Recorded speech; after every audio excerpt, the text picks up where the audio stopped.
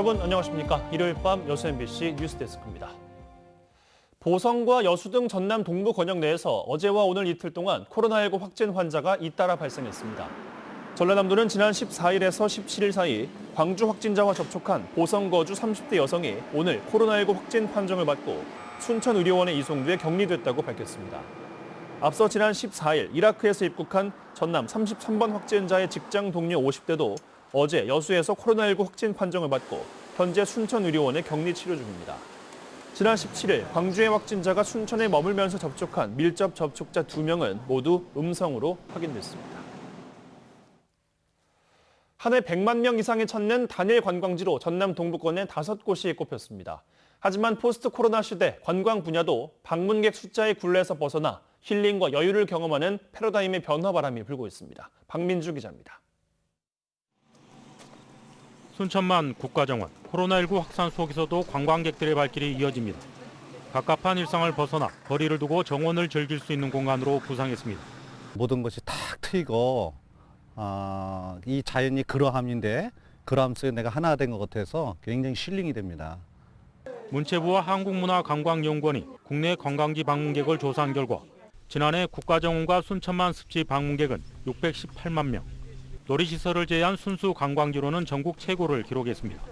작년에 620만 정도가 지금 순천만 국가정원하고 순천만 습지를 방문했습니다. 그것은 순천만의 가치하고 그다음에 국가정원의 가치가 그만큼 상승했기 때문에 100만 명 이상 찾는 동부권 단일 관광지도 여수 엑스포 해양공원과 오동도, 해상 케이블카가 꼽혔고 광양 지역은 청매실농원이 포함됐습니다. 전남 동부권이 관광지로서 전국적인 경쟁력이 있다는 반증이기도 합니다. 하지만 포스트 코로나 시대 수만 늘리는 규모의 관광 정책은 변해야 한다는 목소리가 커지고 있습니다. 경쟁적으로 방문객을 늘리기보다는 힐링과 휴식이 연계된 지역 관광 패러다임의 변화가 필요한 시점이라는 겁니다. 관광이 이제는 숫자보다는 어메니티가 중요한데 쾌적함, 어떻게 쾌적하게 그 관광객들을 모시느냐 이게 관건이거든요. 이 지역에서도 거기에 초점을 맞춰서 준비를 해야 된다라고 생각합니다. 역사와 생태, 해양 관광 자원이 결합된 전남 동부권 관광지. 포스트 코로나 시대에 걸맞는 관광지로 재도약이 과제로 떠오르고 있습니다. MBC 뉴스 박민주입니다. 여수 소리도 해상 부선에서 작업 중이던 70대 선원이 숨져 경찰이 수사에 착수했습니다. 어제 오후 3시 20분쯤 여수시 남면 소리도 남서방 해상에서 부산 선적 예인선의 70대 기관장 A씨가 부선 내 크레인 철봉의 머리를 맞아 병원으로 옮겨졌지만 숨졌습니다. 여수해양경찰서는 예인선과 부선 선원 등을 상대로 자세한 사고 경위를 조사하고 있습니다. 고흥 영남면 일원의 지역 관광 활성화를 위한 새로운 공중 하강 체험 시설이 완공돼 운영에 들어갔습니다. 고흥구는 군비 30억 원을 들여 지난 6월 영남면 남열 우주 발사 전망대 일원에 단일 세계 해상 최장거리인 1.53km 규모의 공중 하강 체험 시설 집트랙을 준공하고 최근 공모를 통해 민간 위탁 운영자까지 선정해 본격적인 운영에 들어갔습니다.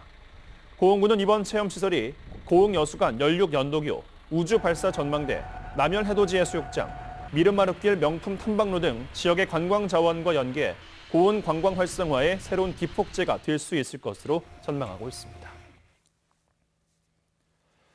코로나19의 영향으로 올해 상반기 여수 지역의 수출이 크게 감소했습니다.